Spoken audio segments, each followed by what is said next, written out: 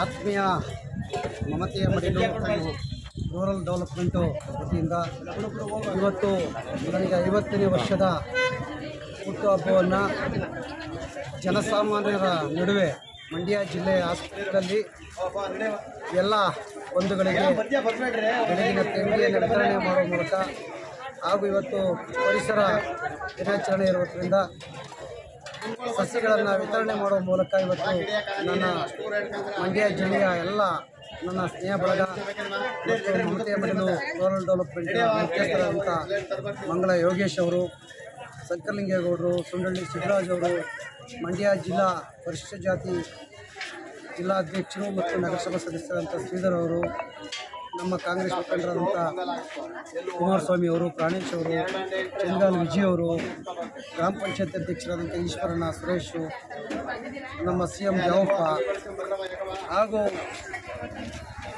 ಆ ಸ್ನೇಹ ಬಳಗ ಇವತ್ತು 50ನೇ ವರ್ಷದ ಹುಟ್ಟುಹಬ್ಬವನ್ನು ಆಚರಣೆ ಮಾಡ್ತಾರೆ. ಅವರೆಲ್ಲ ಮೊದಲನಾಗಿ ನಾನು ಧನ್ಯವಾದವನ್ನು ಹೇಳ್ತಾ, ಇವತ್ತು ಇದೊಂದು ಜವಾಬ್ದಾರಿಯನ್ನು ಕೊಟ್ಟಿದ್ದಾರೆ.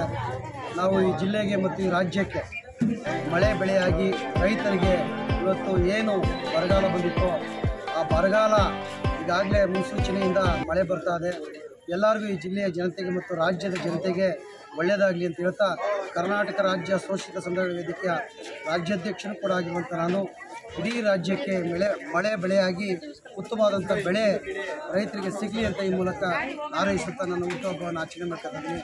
ಮತ್ತೊಮ್ಮೆ ಎಲ್ಲರಿಗೂ ಅಭಿನಂದನೆ.